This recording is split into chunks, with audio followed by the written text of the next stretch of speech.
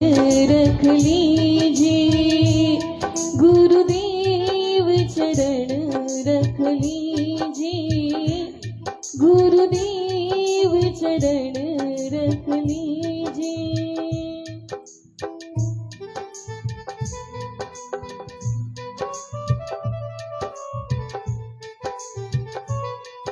पूर्वाचार्य करके चलाएंगे। गुरुवरी गुरुवरी गुरुवरी गुरुवरी मुनि कुंजर आचार्य शिरोमणि आदि सागर जी महाराज तिनके पट्टाधीश कहाई महावीर कीर्ति मुनिराज तिनके पद पर शोभित होते सूर्य सन्मति सिंधु महान अर्घ चढ़ा कर करो वंदना पाने को शिवपुर विश्राम हो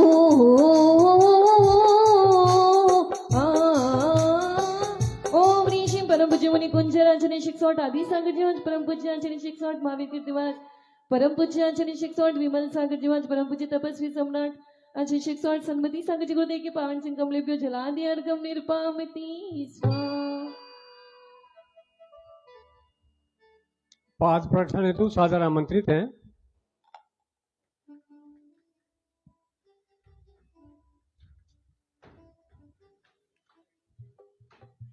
भक्ति भाव प्रस्तुत करने हेतु मैं आमंत्रित कर रहा हूं श्रीमती शीला जैन, दिगंबर जैन मंदिर कमेटी, सेक्टर 50, नोएडा। आएंगे गुरुचरणों का पाद प्रक्षालन करेंगे।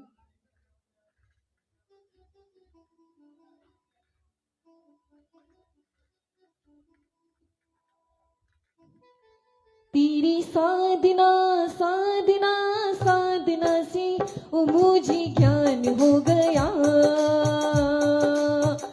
तेरी आराधना आराधना आराधना से मुझे भान हो गया तेरी वीत राग प्यारी छवि जोया करो तेरे ध्यान में हर पर खोया करूं मैं पूजा करूं मैं तुझको वंदन की दुनिया के नाते तोड़ के तेरा ही सहारा लेकर ओ तेरी साधना साधना साधना से ओ मुझे ज्ञान हो गया ओ तेरी आराधना आराधना आराधना से ओ मुझे भान हो गया। साथ में श्रीफल लेंगे, अर्घ्य चलाएंगे।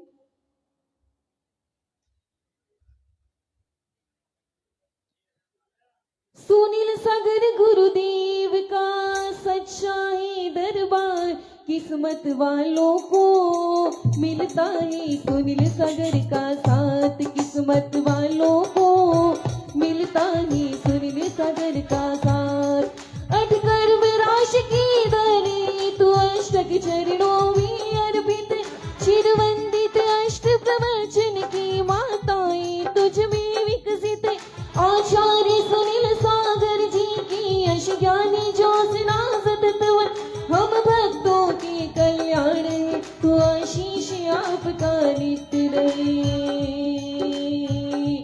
किस्मत वालों को मिलता है सुनील सागर का साथ किस्मत वालों को मिलता है सुनील सागर का साथ।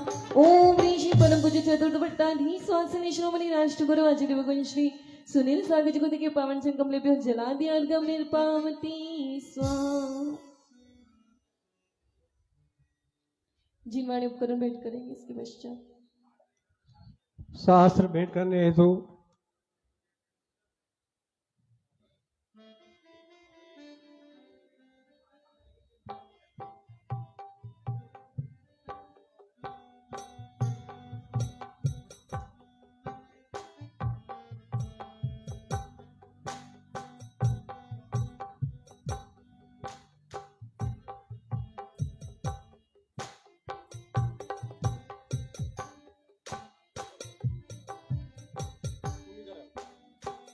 नहीं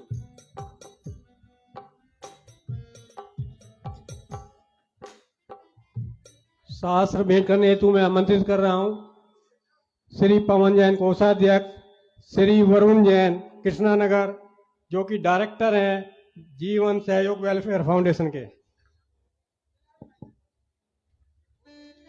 आएंगे गुरु के कर कमलों में झिलमिलाए उपकरण भेंट करेंगे। बोलिए परम पूज्य चतुर्थ भट्टाधीश वात्सल्य श्रोमणी राष्ट्र गुरु आचार्य भगवान श्री सुनील सागर जी गुरुदेव की। चरणों में तेरे आके बैठी हूँ आस लगा के, अर्जी सुनो हमारी ओ माँ मेरी जिनवाणी, अर्जी सुनो हमारी ओ माँ मेरी जिनवाणी। ओम श्री परम पूज्य चतुर्थ भट्टाधीश वात्सल्य श्रोमणी राष्ट्र गुरु आचार्य भगवान श्री सुनील सागर जी गुरुदेव के कर कमलेभ्यो जिनवाणी उपकरण समर्पयामि करोमि स्वाहा। श्रीमती शीला जैन। बोलिए श्री आदिनाथ भगवान की जय। आचार्य विद्यासागर, आचार्य सन्मति सागर, आचार्य सुनील सागर महाराज, समस्त मुनि संघ आदि का संघ की जय। जिनवाणी माता की जय।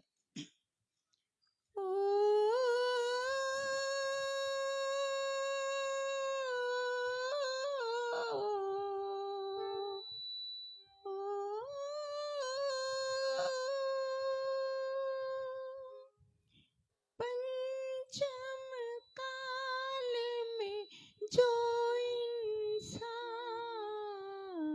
साधु बने वो महान है। पंचम काल में जो इंसान साधु बने वो महान है। देवों से राजा से बड़ा जैन मुनि का मान है। देवों से राजा से बड़ा जैन मुनि का मान है। ओ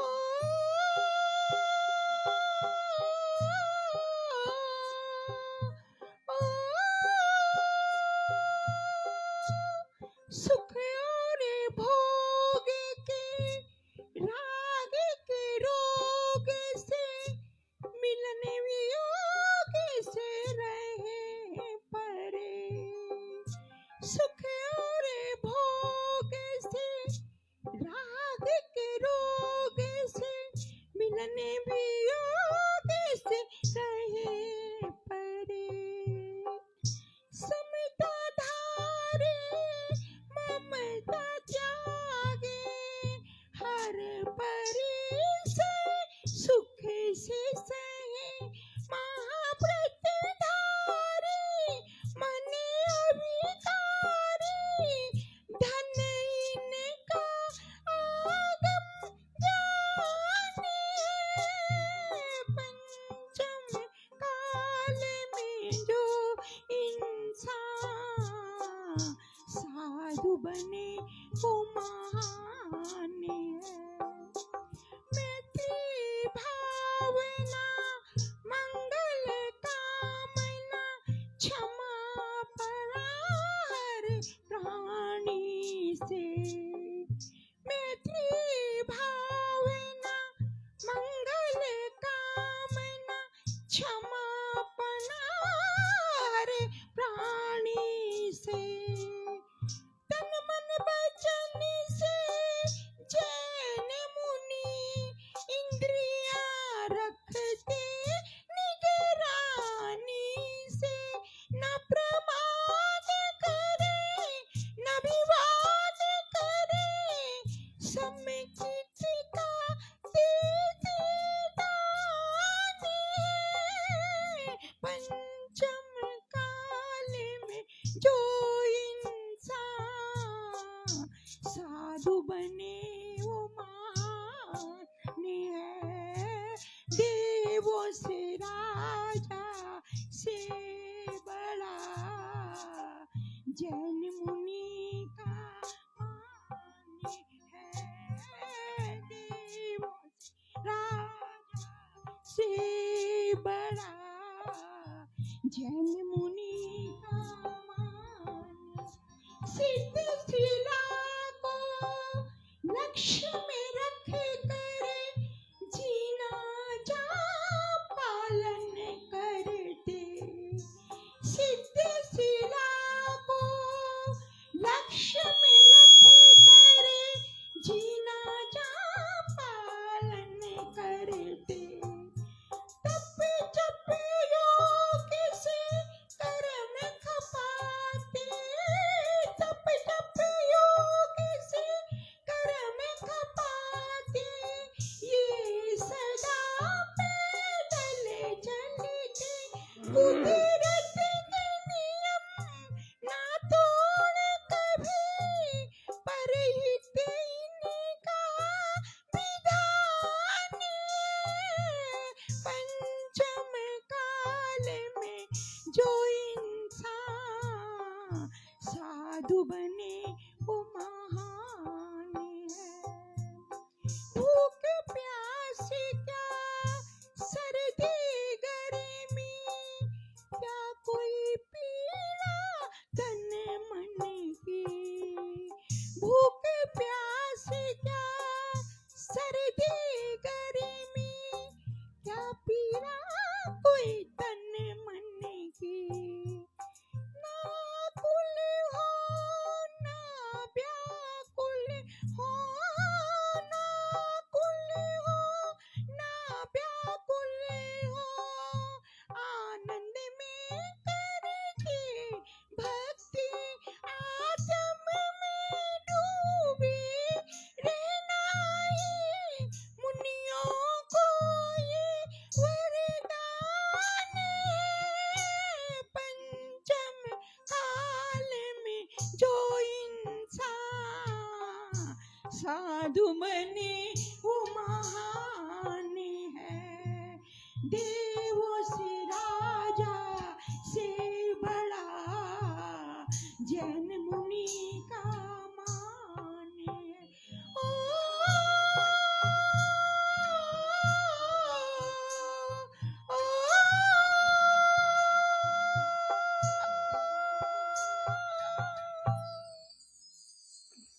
पूज्य हरिका श्री संपन्नमती माता जी के से करवत प्रार्थना है कि आप अपनी मंगलमय वाणी से हमें कृतार्थ करें। वंदामी माता जी।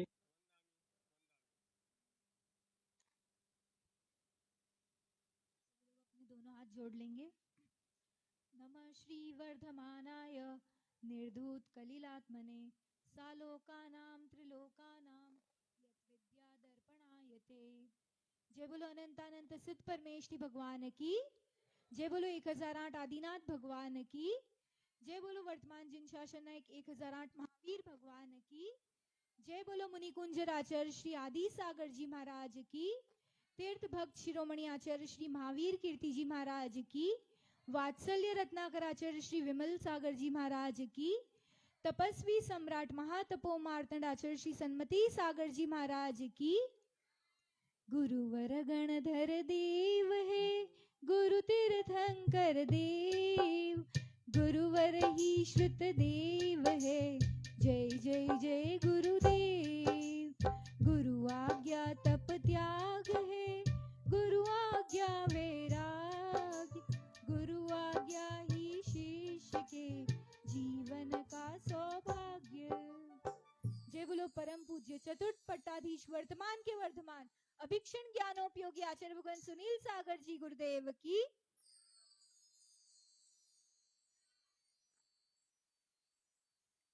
एक बार की बात है, एक छोटा अबोध बालक अपने पिता के साथ उनका हाथ पकड़ के मंदिर गया। मंदिर जाते ही जब मंदिर में अंदर उन्होंने एंटर किया तो पिता तो हाथ जोड़ के अपने पाठ बोल के दर्शन करने लग गए।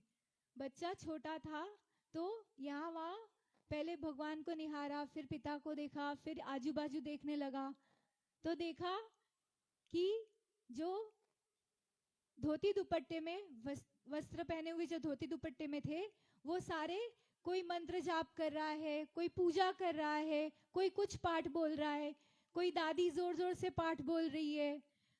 तो उसे ऐसे लगा कि मुझे तो कुछ भी नहीं आता, मैं क्या करूं, ऐसे घूमता रहा। फिर वापस घूम फिर के वेदी के सामने आया भगवान की, और फिर जोर जोर से उसने 12 खड़ी स्वर व्यंजन अल्फाबेट्स बोलना शुरू किया, जोर जोर से चिल्लाने लग गया, ABCDEFG क ख ग घ ऐसे।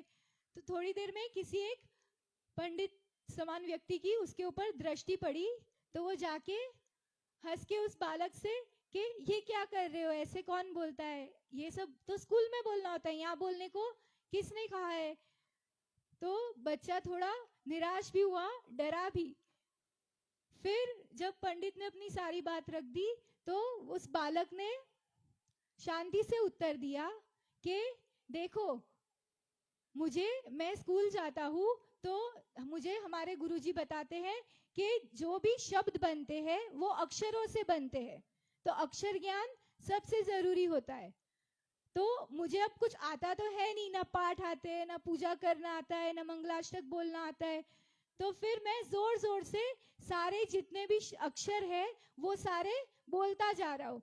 तो इसमें से फिर मैंने भगवान से प्रार्थना कर ली कि इनमें से जो भी अक्षर से जैसे भी अच्छे अच्छे शब्द बन रहे हैं, वो सारी आपकी भक्ति में मैं समर्पित कर रहा हूँ, आप उन सब शब्दों को एक्सेप्ट कर लो। अक्षरों का ज्ञान कितना महत्वपूर्ण है, हमारे शास्त्रों में आचार्यों ने भी इस चीज का वर्णन किया है। अक्षरों से शब्द बनते हैं, और शब्द से क्या होता है, तो कहा है शब्दात पदप्प सिद्धे, पद सिद्धे अर्थ निर्णयो भवति, अर्थात तत्व ज्ञानम परम श्रियम। अक्षरों से ही शब्द बनते हैं, शब्द से अर्थ का निर्णय होता है। उस शब्द का अर्थ कैसे पता लगेगा, शब्द होगा तो अर्थ पता लगेगा, और जब अर्थ पता लगता है तो आप तत्व का ज्ञान कर पाते हो, और तत्व ज्ञान होगा तभी मोक्ष के द्वार खुल पाते हैं। आज हमारे सामने ये जो नियमित रूप से पाठशाला हर साल चलाते हैं, इतना अच्छा कार्य, हजारों बच्चों को शिक्षित करना, धर्म की शिक्षा देना, 8 दिन के लिए 10 दिन के लिए कंटिन्यू शिविर रूप में चलता है, और बच्चों की भी इतनी ज्यादा रुचि, इतने खुशी खुशी सारे बच्चे आते हैं उस ज्ञान को लेना। और ये चीज इतनी ज्यादा इम्पोर्टेंट है क्योंकि जो बचपन के संस्कार होते हैं वो कभी भी कहीं नहीं जाते।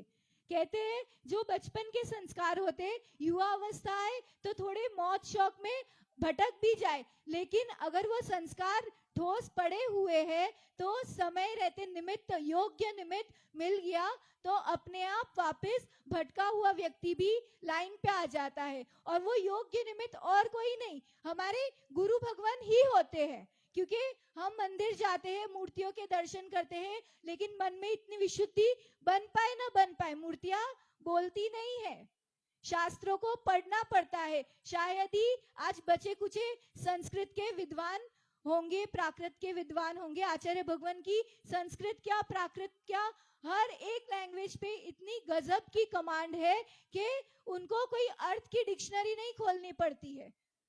आज के बच्चों में उस बेसिक लैंग्वेज का, नॉलेज का अभाव भी होना, तो वो शास्त्रों को भी उस रूप से नहीं समझ पाते जिस रूप से हमारे आचार्यों ने हमको समझाने के लिए, हमको बोध कराने के लिए लिखा हुआ है। तो तब बचते तीसरा ऑप्शन हमारे गुरु भगवान ही है। उन गुरुओं का सानिध्य प्राप्त करते हैं तो अगर उपादान की भी योग्यता होती है और निमित्त भी वैसे ही मिलते हैं तो स्वयं में वापस भटका हुआ व्यक्ति भी मार्ग पे आ जाता है। जैसे उनको शिक्षा दी जाती है शिविर में, उनको उन सारी चीजों को प्रैक्टिकल रूप से भी नॉलेज मिले, इस कारण से उनको 8 में से एक दिन ना कहीं कोई बड़ा संघ विराजमान हो तो वहां के दर्शन के लिए भी सभी बच्चों को इकट्ठा करके लाना चाहिए। अभी कुछ ही दिनों में पर्युषण पर्व हमारे समक्ष है ना। पर्युषण पर्व 10 दिन के, आपको निरंतर 10 दिन यहाँ इंद्रध्वज महामंडल विधान का आयोजन है। बहुत ही बड़ा विधान है, बहुत दुर्लभ विधान है। कहते हैं सिद्ध चक्र विधान इंद्रध्वज महामंडल विधान हो गया, कल्पद्रुम विधान हो गया, ये सारे बहुत दुर्लभ होते हैं। जब भी हो इनका अवसर प्राप्त हो, जरूर से जरूर लाभ लेना चाहिए। और वो भी 10 लक्षण पर्व में, ये तो आपका और भाग्य हो गया। और उसमें भी सबसे बड़ा सौभाग्य क्या, तो आचार्य भगवान सहित इतना बड़ा संघ यहाँ विराजमान है। यहाँ पे आपको खाली 10 धर्मों की शिक्षा या उसके बारे में नहीं बताया जाएगा, यहाँ प्रैक्टिकल लाइव आचार्य भगवान विराजमान है और उनके जीवन से 10 धर्म झलकते हैं। चाहे वो क्षमा भाव ले लो, मृदुता ले लो, ऋजुता ले लो, अपरिग्रहता ले लो, संयम की साक्षात मूर्ति, तप, त्याग, किंचन भी अकिंचन्य रूप से यहाँ पे विराजमान है, कोई परिग्रह नहीं। और ब्रह्मचर्य, शील की महिमा कितना इंपॉर्टेंट होता है शील हमारे जीवन में। खाली ब्रह्मचर्य नहीं, शील में बहुत कुछ गर्भित हो जाता है। और जब जीवन में सच्चे रूप से, परिपूर्ण रूप से ब्रह्मचर्य का पालन किया जाए तो असीम शक्ति का संचय होता है। और तभी वाणी में जो एक प्रखर ओज होना चाहिए कि सब उस चीज को ग्रहण कर पाए, जो बोलना वो सच हो जाना। ये क्यों हो पाता है, हम बोलते ना आचार्य जी आप बोल दो एक बार, आप आशीर्वाद दे दो तो हमारा काम हो जाएगा। कैसे हो पाता है, बोलते तो सब है, सभी के बोलने से काम हो जाता है क्या? हम यहीं क्यों आते हैं अर्जी लगाने, क्योंकि जब साधना सच्ची है वो हर एक रूप से, हर एक धर्म का उत्तम रूप से पालन किए जा रहे हैं, निर्दोष रूप से उस चीज को, वीतरागता को अपने जीवन में उतारे हुए हैं, तो उनकी एक एक वचन वो कोई बिना बेप्रयोजन बोलते ही नहीं है। सबसे बड़ी बात, बेप्रयोजन तो बोलना ही नहीं। और फिर जितना नपातुला बोलते हैं वो अपने आप देव भी आके उनकी वाणी को झेल के सिद्ध करते हैं उनके आशीर्वाद से। आचार्य भगवान ने कहा यहाँ पे उनके आशीर्वाद से, प्रेरणा से यहाँ 3 दिन नमोकार के लगातार पाठ चल रहे, मंदिर में चल रहे ना। इतने दिन से कितनी भीषण भयंकर गर्मी थी, बोले जेठ और वैशाख माह में भी ऐसी गर्मी नहीं पड़ती है। जिस दिन से मंदिर में नमोकार के पाठ प्रारंभ हुए आचार्य भगवान के आशीर्वाद से, उस दिन के बाद से सूर्य देव तो जैसे छिप ही गए, बादलों ने उनको जैसे ढक ही दिया कि अब बहुत हो गया, अब साधुओं के साधना करने का भी समय आया हुआ है। 10 लक्षण महापर्व आए हुए, श्रावकों को भी थोड़ी हिम्मत बंधानी पड़ेगी। तभी तो यहाँ पे जब शिविर लगेगा तभी सब आके इस विधान का लाभ लेंगे, उपवास कर पाएंगे। कौन कौन करेगा उपवास, तैयारी है कि नहीं? किसी की भावना है 10 लक्षण व्रत करने की? मन अभी से बनाना पड़ता है। गुरु भगवान के चरणों में श्रीफल चढ़ाओ, अपने आप आपके जो भी व्रत नियम है सभी पलते जाएंगे। हमारे जीवन का एक उदाहरण देंगे कि सहजता से जब आचार्य भगवान के एक बार कभी दर्शन हुए और आर देने का मौका पड़ा, और आचार्य भगवान हमेशा कहते हैं कि जो भी युवा है उनको एक खूंटी से बांध दो, मतलब कि देव दर्शन के नियम दे दो या कोई छोटा मोटा नियम दे दो, वो नियम निभाते निभाते अपने आप लाइन पे आ जाएंगे। वैसे ही हुआ, हमने आचार्य भगवान से रात्रि भोजन का त्याग ले लिया। आर देने का लोभ था तो उसमें आचार्य जी के नियम है, जिसका 1 साल का रात्रि भोजन त्याग होगा उसी से वो कम से कम 1 साल, कम से कम 1 साल का त्याग होगा तो उसी से वो आहार लेंगे। ऐसा तो फिर हमने तब नियम ले लिए और वो नियम इस रूप से फलीभूत हुए कि नियम तोड़, हमको कभी बचपन से नियम लिए तो पक्के से निभाना, इतना रहता था। तो अब ले तो लिए, फिर कहीं भी जाना हुआ, कुछ भी हुआ, कितने भी पार्टीज आ गई, फंक्शंस आ गई, कॉलेज का प्रोग्राम, लेकिन नियम तो नियम ही है, चाहे फेयरवेल हो या चाहे कोई फॉरेन ट्रिप हो। उस निमित्त से धीरे धीरे वो 1 साल का रात्रि भोजन 2 साल में परिवर्तित हुआ, 3 साल में परिवर्तित हुआ, आजीवन रूप से परिवर्तित होके फिर इस मार्ग पे ही लग गए। जहाँ देव दर्शन करना भी दुर्लभ था जीवन में, वहाँ एक रात्रि भोजन के नियम ने जीवन में संयम को ही बिल्कुल संस्कारित कर दिया जीवन को। ये आचार्य भगवान का परम उपकार है। आप सभी इन 10 दिन प्रैक्टिकल, केवल विधान नहीं करना है, प्रैक्टिकल इन साधु संतों की चर्या देखनी है, आचार्य भगवान को निहारना है, और वो जो 10 धर्म उन्होंने अपने जीवन में उतारे हुए हैं वो आप अपने जीवन में विकसित करें किसी भी रूप से। बच्चों को केवल शिक्षा नहीं देनी है, उनको केवल सम्यक दर्शन से मोक्ष नहीं होता। ये बहुत बड़ा ऐसे होता है ना, सम्यक तो हो गया तो अब मेरा तो संसार छोटा हो गया, लेकिन सम्यक दर्शन से केवल मोक्ष नहीं होता, तब त्याग की भी अपनी महिमा होती है। हम ज्यादा से ज्यादा इस पर्युषण पर्व का आचार्य भगवान के सानिध्य में लाभ लेने का अवसर प्राप्त करेंगे। जय बोलो परम पूज्य आचार्य भगवान सुनील सागर जी गुरुदेव की। परम पूज्य आचार्य श्री के पावन चरणों में करवत प्रार्थना है कि आप अपनी दिव्य देशना से हम पर उपकार करें। नमोस्तु गुरुदेव, नमोस्तु नमोस्तु। ओम नमो जिनानम। ओम नमः सिद्धेभ्यः। ओम। पार्लियामेंट पूरी उपस्थित है।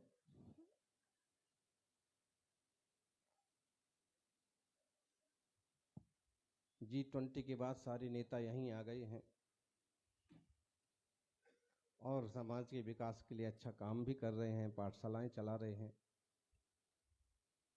चलें आज फिर शुरुआत करते हैं। श्रावक ने हमारे पास 2 पत्र भेजे हैं, प्रश्न हैं, कुछ जिज्ञासाएं हैं। एक पर चर्चा आज करेंगे, एक पर करेंगे 17 तारीख को, जो वकीलों का सम्मेलन है, क्योंकि वो विषय ऐसा है। 17 तारीख को दोपहर को है ना,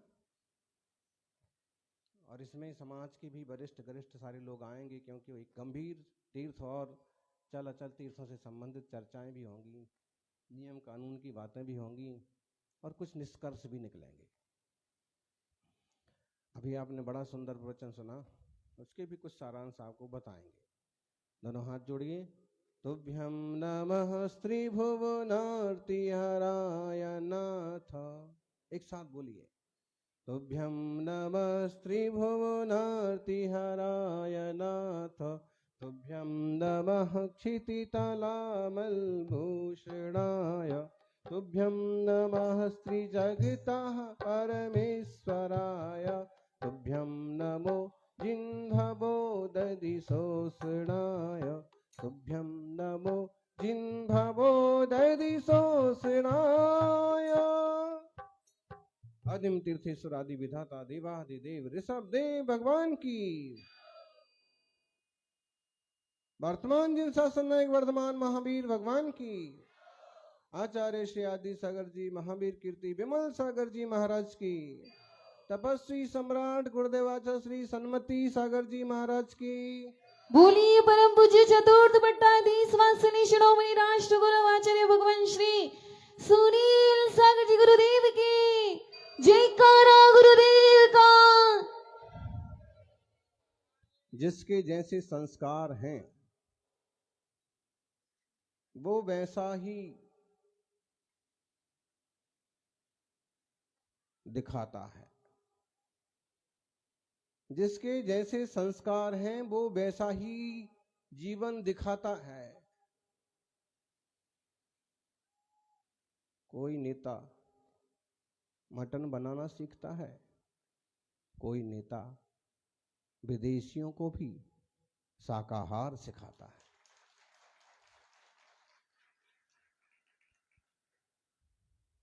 एक प्रसंग है, मुंबई में एक सज्जन थे और जिस सोसाइटी में रहते थे उस सोसाइटी में नॉनवेज करने वाले, मांसाहार करने वाले भी ढेरों लोग थे। तो वो क्या करते, किसी निमित्त से और इस टाइप के लोगों को भोजन के लिए बुलाते।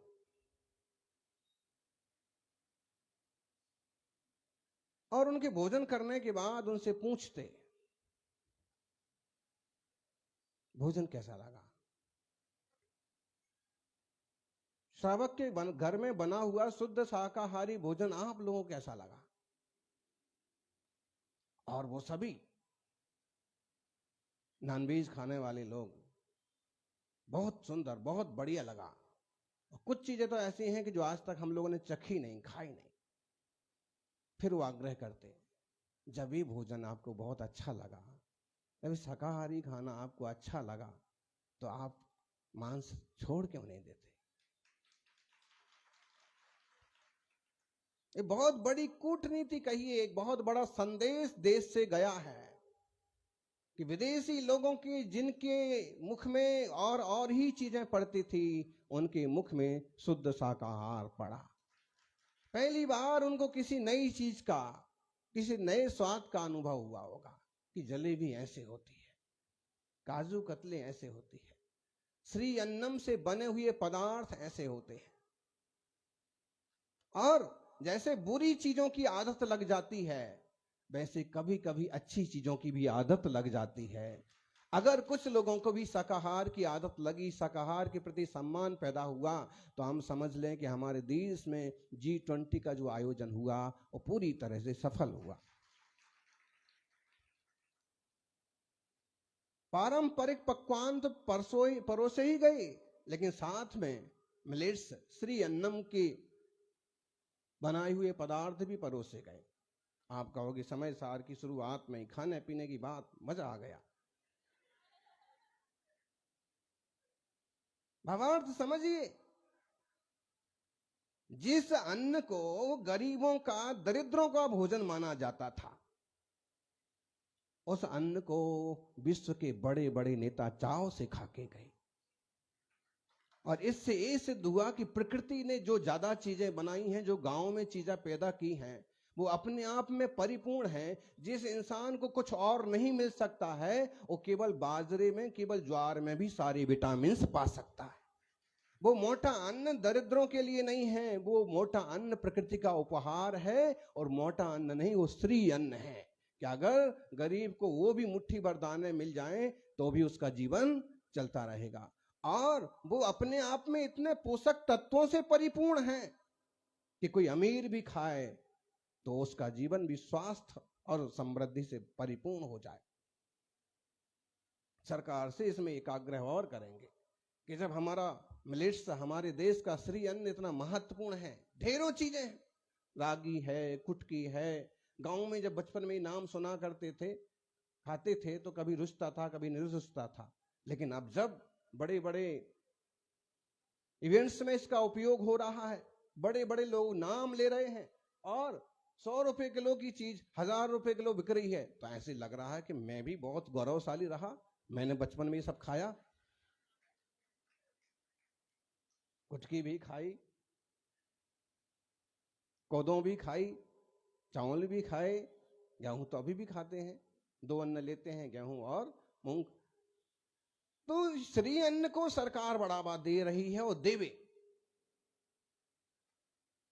किसानों को इस तरह के उत्साहवर्धन के लिए अनुदान दें, लेकिन किसानों को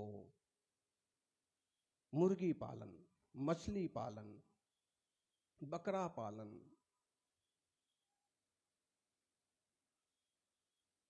और इस तरह की जो हिंसक वृत्तियां हैं, उसके लिए उत्साहित ना करें।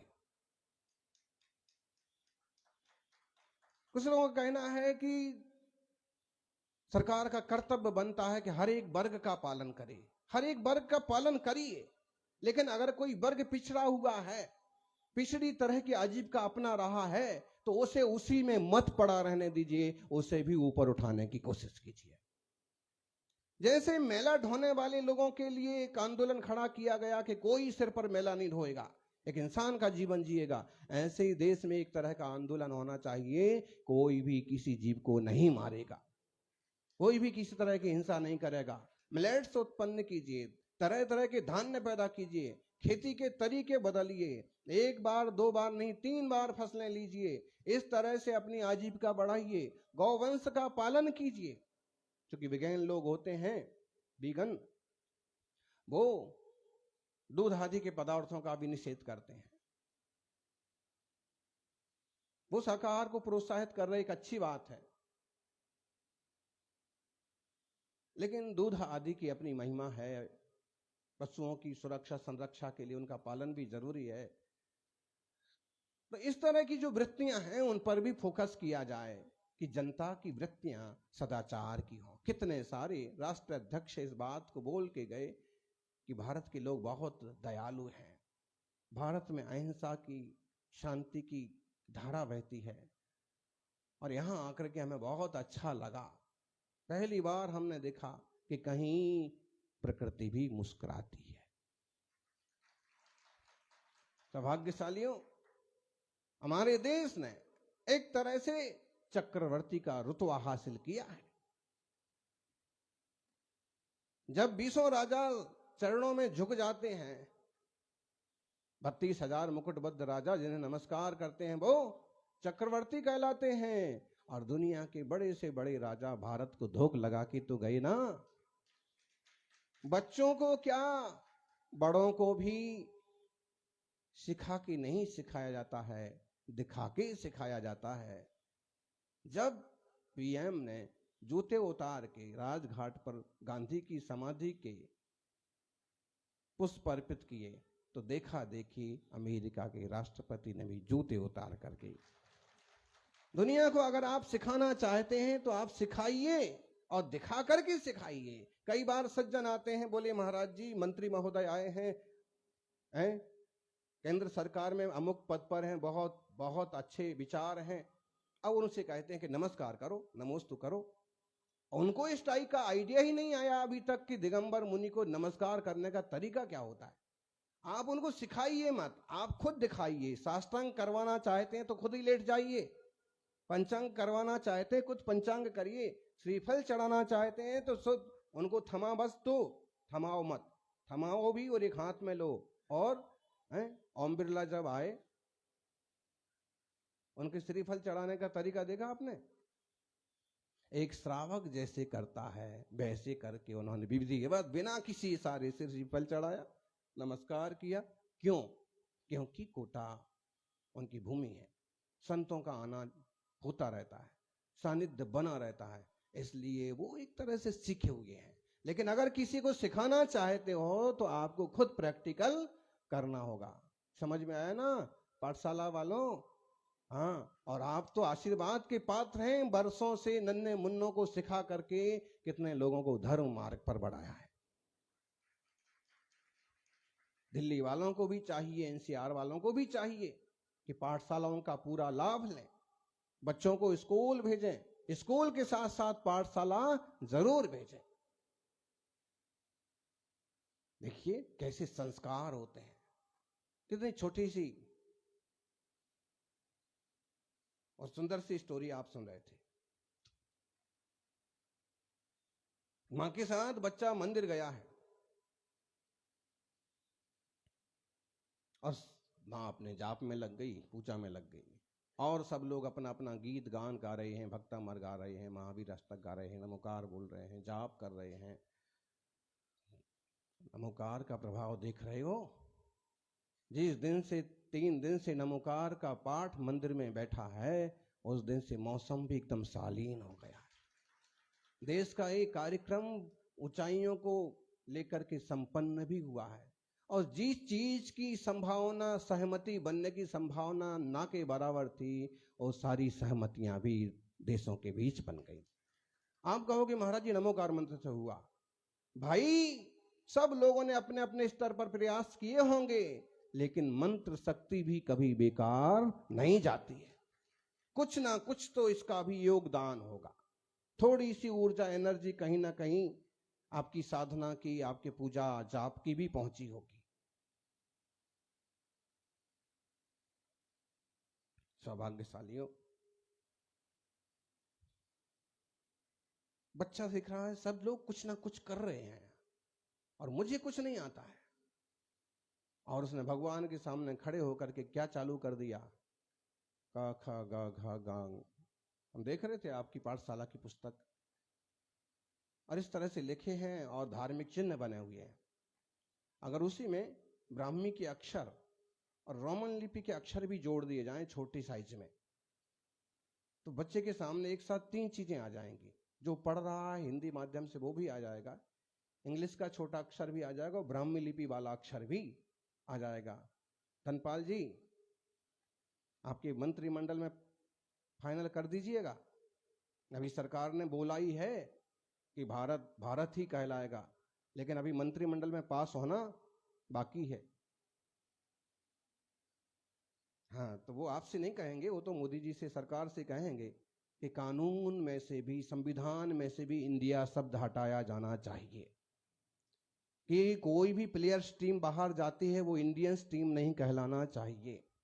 रिजर्व बैंक के नोट पर इंडिया की बजाय भारत लिखा जाना चाहिए।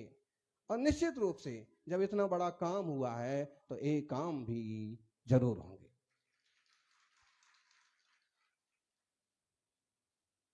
सौभाग्यशालियों, नन्हे बच्चे ने ABCD चालू कर दी। किसी एक पंडित जी टाइप के व्यक्ति ने कहा कि क्या करते हो बेटे?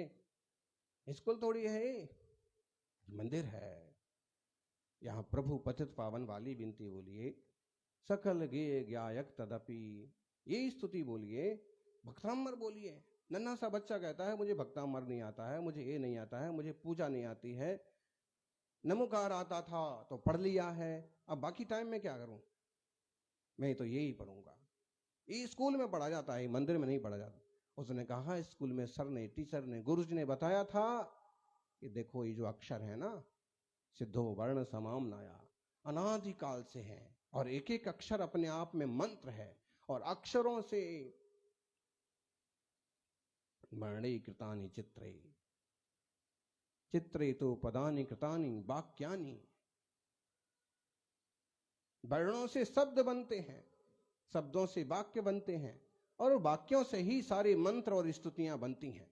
इसलिए मैंने तो आबा सादा कागा सब बोल दिया है और भगवान से प्रार्थना की है कि आपको जैसी प्रार्थना मंजूर हो वैसी इसमें से स्वीकार कर लेना। मेरी पाठशाला वाले जो हैं ये बच्चों को आवा साग, काखा गाघा गा, चाचा जाझा या, टाठा डाढ़ा ना, ताथा दाधा ना, पाफा बाबा माँ, या रा ला वा सा सा सा हा, क्षत्रज्ञा इत्यादि ये ही सिखाते हैं। और ये सिखा देते हैं कि उसकी बच्चे की जिंदगी ऐसी बन जाती है फिर कभी भी वह धर्म की लाइन से च्युत नहीं होता। जीवन उसमें से उसका बनता जाता है, निखरता जाता है। और कभी कहीं फिसल भी जाए तो एक निमित्त मिलते ही वापिस लाइन पर गाड़ी आ जाती है। इसलिए ये संस्कार, ये शिक्षाएं, ये आयोजन, ये पाठशालाएं बहुत जरूरी है।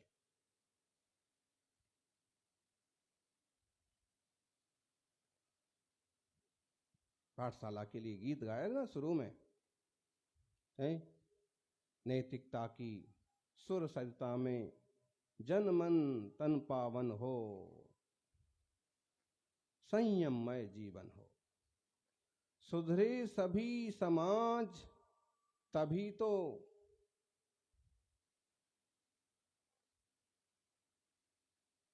सुधरे सभी समाज तभी तो अगर समाज सुधरेगा ना, सुधरे सभी समाज तभी तो राष्ट्र तभी सुधरेगा। व्यक्ति सुधरे, समाज सुधरे तो राष्ट्र सुधरेगा। महावीर अणुव्रत संघनाद सब जग में गूंजेगा। थोड़ी सी कमियां रह गई हैं। महावीर के अणुव्रतों को भी पेश करना चाहिए था, शांति सुकून की सिद्धांतों को भी पेश करना चाहिए था। जैसे कोणार्क के सूर्य मंदिर का चक्र लगाया, वैसे ही ब्राह्मी लिपि का भी कोई विशेष बोधक चक्र लगाना चाहिए था। जो भी है, फिर भी कुछ ना कुछ तो संदेश गए ही हैं। तो ये है, जरूरी है कि हम सुधरेंगे तो जग सुधरेगा। और महावीर स्वामी तो कहते हैं कि अरे सुधारक जगत की चिंता मत कर यार, अरे सुधारक जगत की चिंता मत कर यार, तेरे भीतर जग बसे पहले उसे सुधार। तू अपने आप को सुधारना चालू कर दे, तू अपने आप को निखारना चालू कर दे, तो देख करके लोग खुद अपने आप सुधरते जाएंगे, निखरते जाएंगे। फर्क तो पड़ता है, पड़ता ही है। अच्छे लोगों की संगति से बुरे लोग भी अच्छे बन जाते हैं। हम अच्छाइयां हासिल करें, अच्छे मार्ग पर बढ़ते रहें, इस तरह का उद्यम होना चाहिए।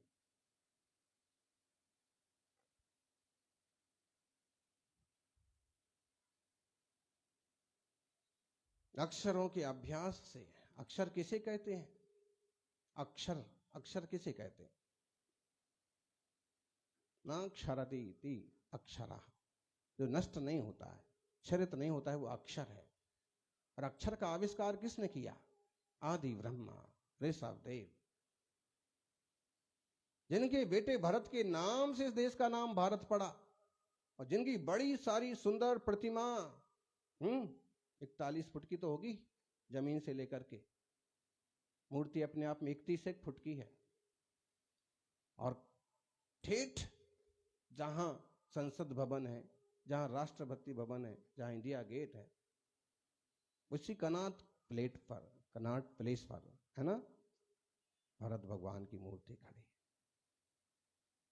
ये तो होना ही था कि भरत चक्रवर्ती भारत में खड़े हों और भारत का गौरव बढ़े।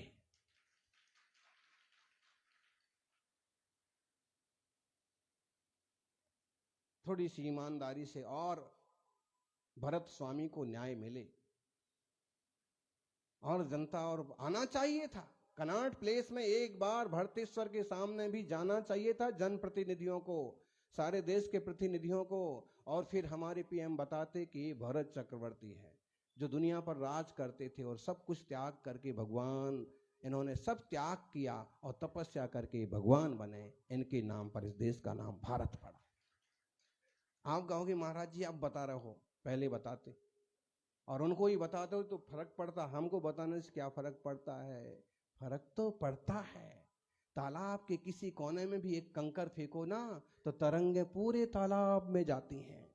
हम यहां कहेंगे तो यहां की बात भी कहीं से कहीं पहुंचती है।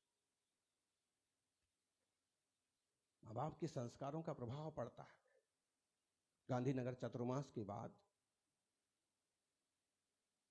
मोदी जी के छोटे भाई पंकज भाई मोदी खूब आग्रह करके वो अपने घर लेके गए। उनका कहना ये था कि मैं तो आपके पास 2 बार आ गया, मेरी मां नहीं आ सकती, वृद्ध है, और उनकी भावना है एक बार आप पधारिए हमारे घर पर। योग संयोग गांधीनगर से कोबा जाते समय रास्ते में पड़ता था। फिर हमने पूछवाया कि भाई, तो उन्होंने कहा बिल्कुल रास्ते में पड़ता है, बल्कि हमारे घर से जाएंगे तो थोड़ा और कम पड़ेगा। बाकायदा बड़ी सड़क से उन्हें अगवानी की, घर ले गए, पाद प्रक्षालन किया,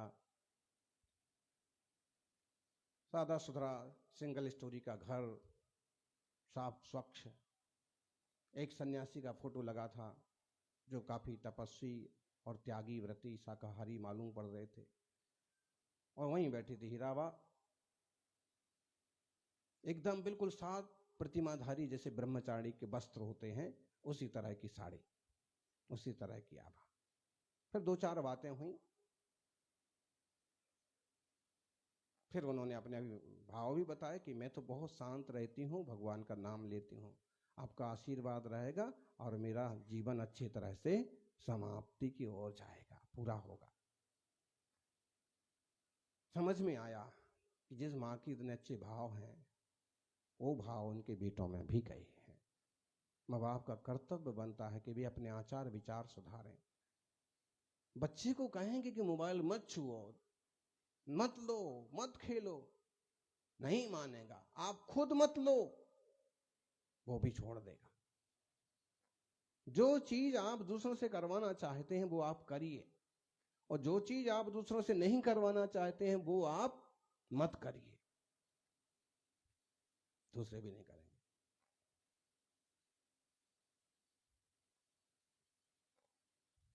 10-15 मिनट का प्रवास रहा होगा। फिर वहां से निकल के अपने अगली जगह पर पहुंचे।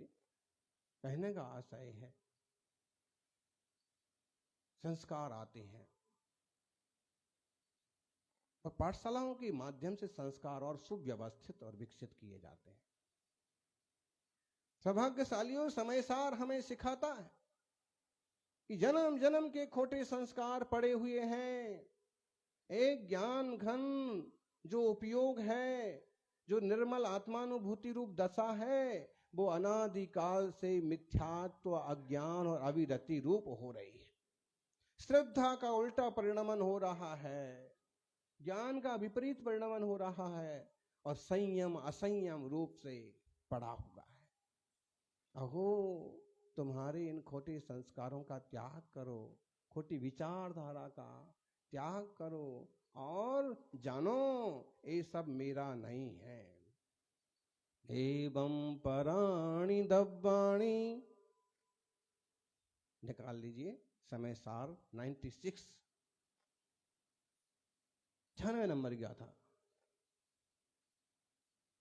अभी जो चल रहा ना क्रम से, कि यह जीव जो है कर्म को, नो कर्म को, पुद्गल को अपने मानता है, फिर यह जीव धर्म द्रव्य को, अधर्म द्रव्य को, आकाश द्रव्य को, काल को, इन सबों को भी अपने मानता है। कैसे मानता है, इस पर भी थोड़ा सा विमर्श जरूरी है। और ये कह रहे हैं अब कि एवं पराणी दब्बाणी अपयम कुणदी मंद बुद्धियो अपाणम पिय परम करे दियन्नाण भावेन। एवं पराणी दब्बाणी, इस प्रकार पर द्रव्यों को अपयम कुणदी, आत्मा संबंधी करता है। कौन? मंद बुद्धि। बड़े बड़े दार्शनिक हैं जिनने पर पदार्थों को अपना माना, बड़े बड़े साधु सन्यासी लोग हैं जिनने अद्वैत को माना, जिनने सर्वथा द्वैत को माना। आचार्य कहते हैं कि इस तरह की बातें कौन करते हैं? मंद बुद्धि। एकांत पक्ष कौन लेते हैं? मंद बुद्धि। अपाड़म पिय परम करेदी अन्नाणम भावेन। अज्ञान भाव से अपने आप को भी पर का करता है। मैं तो जड़ हूं, मेरी रचना तो पृथ्वी जल अग्नि वायु आकाश से हुई है। जिस दिन ये बिखर जाएंगे उस दिन मेरा अस्तित्व भी खत्म हो जाएगा। इस तरह की विपरीत बुद्धि वाले लोग हैं। ध्यान रखना, दुनिया में कहते हैं दो ही तरह के वाद हैं। ढेरों तरह के विवाद जरूर हैं, ढेरों मान्यताएं हैं, संतवाद, पंथवाद, ग्रंथवाद और दुनिया भर की चीजें हो सकती हैं, लेकिन मूलतः देखें तो बोले दुनिया में दो ही तरह के वाद हैं। कौन कौन से? एक आतंकवाद, दूसरा अनेकांतवाद। अनेकांतवाद है, वहां सारी विवक्षाएं खुली होने से किसी तरह का आतंक नहीं है। और आतंकवाद इसलिए कहा क्योंकि एकांतवाद ही आतंकवाद है। जब कोई व्यक्ति एक छोर को पकड़ लेता है, एक बात को पकड़ लेता है और छोड़ता नहीं है, तो एक तरह का आतंक पैदा करता है। ऐसा ही होगा, यही सही है। वो एक तरह का आतंकवादी है। शादवादी अनेकांतवादी है, और किसी वस्तु का एक ही पक्ष पकड़ने वाला आतंकवादी है। कहते हैं विद्यानंद महाराज इन शब्दों पर बड़ा व्याख्यान किया करते थे। निश्चित रूप से बात सत्य है, शास्त्र में नहीं उसे आतंकवादी कहा, लेकिन फलितार्थ तो यही निकलता है कि कोई बहुत जिद्दी है, कोई हट करने वाला है, कोई एकांत बात एक पक्ष को पकड़ने वाला है, वो आतंकवादी नहीं तो और क्या है। क्यों? वो पूरे माहौल को डिस्टर्ब कर देता है। मैं सच्चा, बाकी सब झूठे। और ये अनेकांत बात कहता है कथनचित तुम भी सही, कथनचित हम भी सही। विवक्षा बस वस्तु ऐसी भी है, विवक्षा बस वस्तु अन्य रूप भी है। ठीक है, अगर मैं घर को अपना कह रहा हूं तो उसमें एक विवक्षा है। व्यवहार नए से, असद्भूत उपचरित नए से घर मेरा। बाहर खड़ी है गाड़ी, गाड़ी किसकी है? भाई मेरी भी खड़ी है, जिसकी गाड़ी है वो उसमें जाके बैठ जाएगा, उसको ले जाएगा। ये व्यवहार नए का विषय है कि असद्भुत व्यवहार नए पर पदार्थ को भी अपना कहते हैं और सम्यक दृष्टि भी इस बात को जानते हैं, जान करके भी मानते हैं कि इन्हें व्यवहार से अपना कहा जा रहा है, वस्तुतः ये अपने हैं नहीं।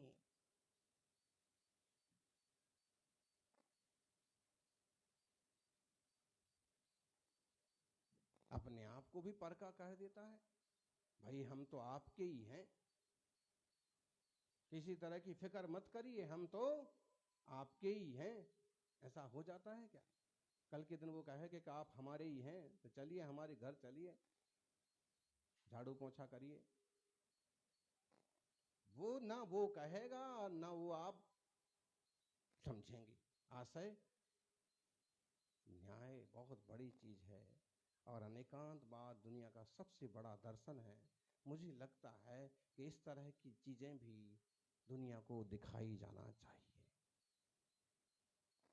सारे विवाद सुलझ सकते हैं स्यादवाद के द्वारा। आत्मार्थियों, ऐसा यह बहुत अद्भुत दर्शन है कि हम स्व को स्व, पर को समझें पर।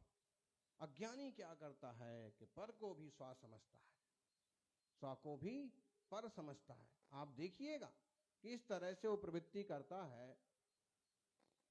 कैसे मानते हैं पुद्गल को अपना? आप कहोगे महाराज जी ये बात तो थोड़ी समझ में आ जाती है कि पर द्रव्य को, कि पुद्गल को, कि नो कर्म को, कर्म को अपना करते हैं, ये तो समझ में आता है। ये दुपट्टा मेरा है, ये वस्त्र मेरे हैं, घर मेरा है, परिवार के लोग मेरे हैं, सारी चीजें तो मान, देह भी मेरा है, इसके लिए ये बातें तो समझ में आती हैं कुछ, कि कर्म, नो कर्म, द्रव्य कर्म या शरीर आदि को कोई अपना माने। लेकिन ये समझ में नहीं आता है कि धर्म द्रव्य को भी कोई अपना माने। कौन मानता है धर्म द्रव्य को अपना? अधर्म द्रव्य को अपना कौन मानता? आकाश को कोई अपना मानता है? मानता है। तभी तो यहां पर 95 नंबर की गाथा आई है कि लोग ऐसे हैं अज्ञान बस धर्म अधर्म आकाश काल को भी अपना मानते हैं और अपने आप को उनका मानते हैं। कैसे मानते हैं? देखिए भाई, मैं तुम्हें यहां चला करके लाया हूं, अगर मैं तुम्हारा हाथ पकड़कर यहां तक चला के नहीं लाता तो तुम यहां नहीं पहुंचते। अगर मैं तुम्हारा हाथ नहीं पकड़े होता तो तुम्हारी शिखर जी की यात्रा नहीं होती। और ऐसा ही मान रहा है। ये किस द्रव्य का काम हो गया? धर्म द्रव्य का। चलने में निमित्त जो धर्म द्रव्य है उसका काम उसका ना रहने दिया, उससे तुमने अपना मान लिया और इतना तक मान लिया कि उससे अपने आप को भिन्न मानने के लिए भी तैयार नहीं है। और ये कर्म जो है धर्म द्रव्य का है ये भी स्वीकार करने को तैयार नहीं है। अधर्म द्रव्य में भी ऐसे ही अपनापन करते हैं।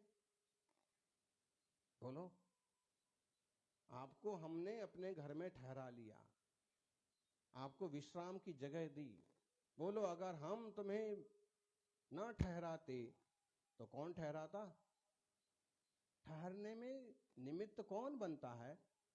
अधर्म द्रव्य। लेकिन हम फोकस किस पर कर रहे हैं?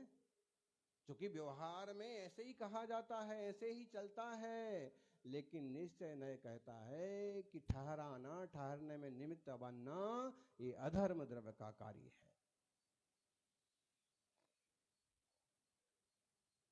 स्पेस दिया, जगह दी, आप यहां बैठ सकते हैं, घूम सकते हैं, फिर सकते हैं। स्पेस, आकाश, मैंने ही तो जगह दी थी तुमको। अगर मैं जगह ना देता तो दिल्ली में तो तुम्हारे पांव भी नहीं टिक पाते। क्यों जी? होते हैं कुछ लोग, होते हैं तरह तरह से सोचते हैं।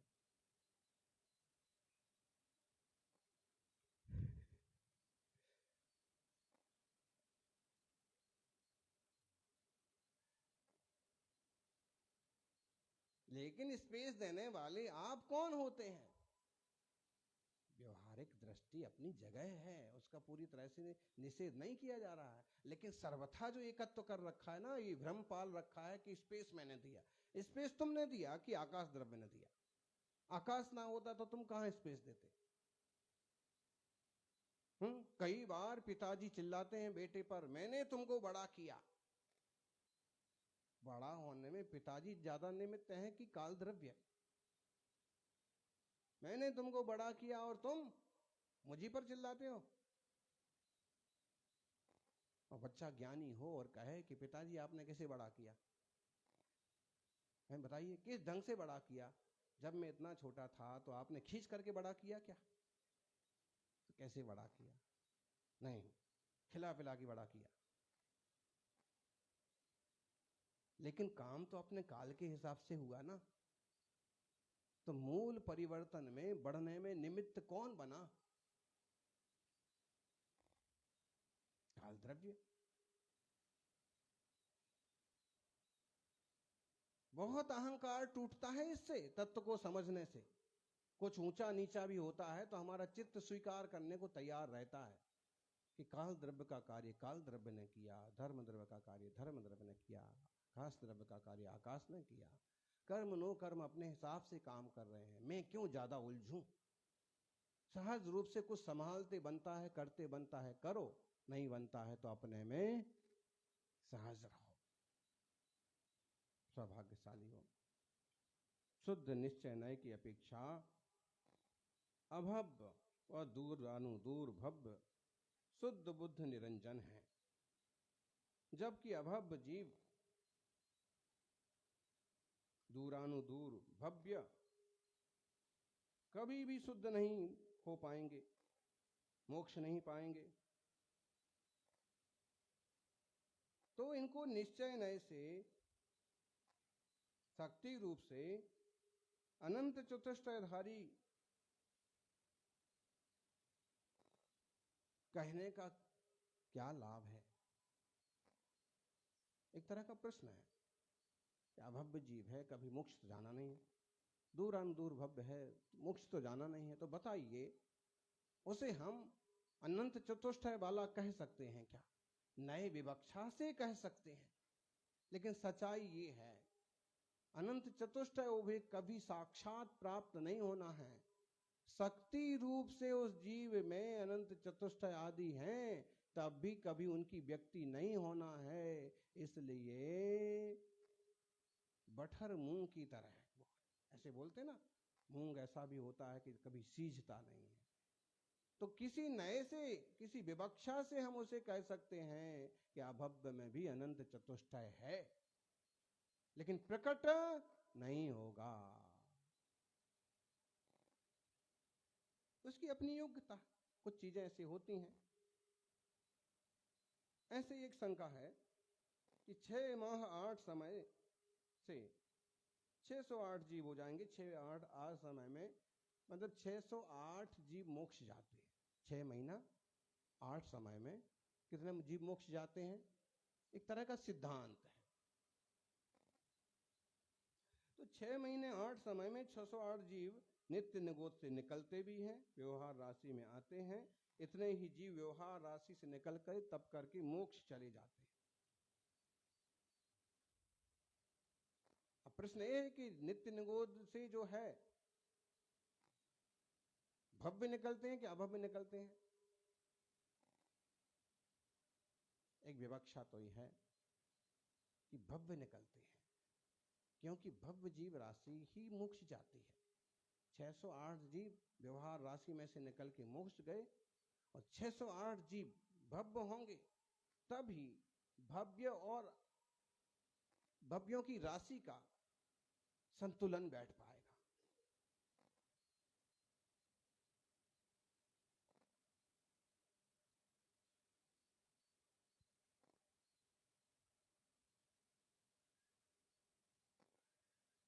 ऐसे भी कह सकते हैं अभव्य व्यवहार राशि में है, इतर निगोद में है,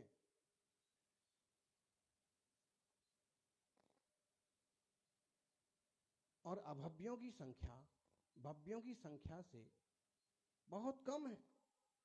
भव्य जीव राशि बहुत बड़ी है और कभी ऐसा भी नहीं होगा। ये प्रश्न बहुत लोगों को आता है, वर्षों वर्षों तक बना रहता है कि जब हर 6 महीने 8 समय में 608 जीव मोक्ष जाएंगे तो कम नहीं हो जाएंगे। कथनचित व्यवहार राशि में से उतने जीव मोक्ष चले गए, इस अपेक्षा से आप भले कह दो कम हो जाएंगे, लेकिन अक्षयानंत जीव राशि में से उन जीवों के कम होने से कोई फर्क नहीं पड़ता। अक्षयानंत कहते ही उसे हैं कि जिसमें से कोई राशि निकल भी जाए तो भी क्षय को प्राप्त ना हो। फिर इस पर प्रश्न उठ सकता है कि कभी तो कमी आएगी, कभी तो कमी आएगी। तो फिर इसको कहते कि स्वभावो तर्क गोचरा, ये स्वभाव है, एक व्यवस्था है।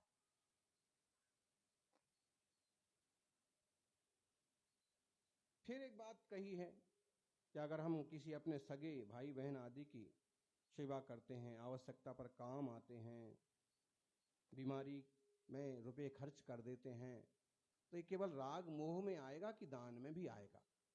ये तो आपके परिणामों पर निर्भर करता है।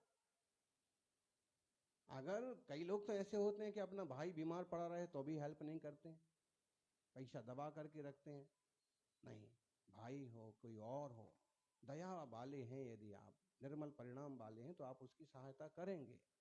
फिर भी अपने कुटुंबी जनों की सहायता करना, जितना उसमें राग है उतना राग का फल मिलेगा, जितना उसके कल्याण का दया का परिणाम है उतना आपको दया का फल मिलेगा, पुण्य का फल मिलेगा। आत्मा का सुख, आत्मा का आनंद तो राग द्वेष विकारों से रहित है और चैतन्यमय है, ज्ञानमय है। तो चेतना का अनुभव प्रत्येक चेतन व्यक्ति कर सकता है। जिसे भी तत्व हो, जिसे भी तत्व का निर्णय हो, जिसे भी तत्व ज्ञान हो, वो अपने चैतन्य तत्व को जान करके, ज्ञान आनंद स्वभाव को जान करके, अनंत गुणमय अपने आत्मा को जान करके, और जब आत्मसम्मुख हो, स्वसम्मुख हो, तो उसको अपने स्वचैतन्य का अनुभवन, चिंतन, मनन होता है। इसमें कोई बाधा नहीं है। जब हम इस तरह की अभ्यास करते हैं, निश्चय नय से शुद्ध द्रव्यार्थिक नय से यह में शुद्ध ज्ञान घन आत्मा हूं, विवक्षा लगाई है यहाँ पर। और जैसे इस तरह नए आदि की विवक्षा से जान करके और फिर हम स्वसंवित्ति करने का पुरुषार्थ करते हैं तो अंतरंग निर्मलता, अंतरंग अनुभूति बढ़ती है और अपने स्वरूप की पहचान होती है और उसमें स्थिरता भी थोड़े थोड़े समय की बनती है। इसी निर्मलता के बल पर सम्यक दर्शन की प्राप्ति होती है। दिनेश जी, इस तरह से इसको समझें। आप सभी लोग इस बात को जान लें कि जिनवाणी का अभ्यास बहुत जरूरी है और इस एक भाव को पा करके, शास्त्राभ्यास करके अपनी उपस्थिति, खुद की स्थिति का भान हो, स्वयं में स्वयं की रुचि बने, बढ़े, स्वरूप के प्रति सम्मान बढ़े, तो ही आत्मा भगवान बने। हम सब भी एक दिन भव के पार जाएंगे, यही मंगल भावना। हम होंगे कामयाब। जैसे अभी ये कार्यक्रम कामयाब हुआ, ऐसे हम भी कामयाब होंगे। और जय बोलिए 24 तीर्थंकर भगवान की। बोलिए राष्ट्र संताचार्य श्री 61 सुनील सागर जी महामुनि राज की जयकारा गुरुदेव का।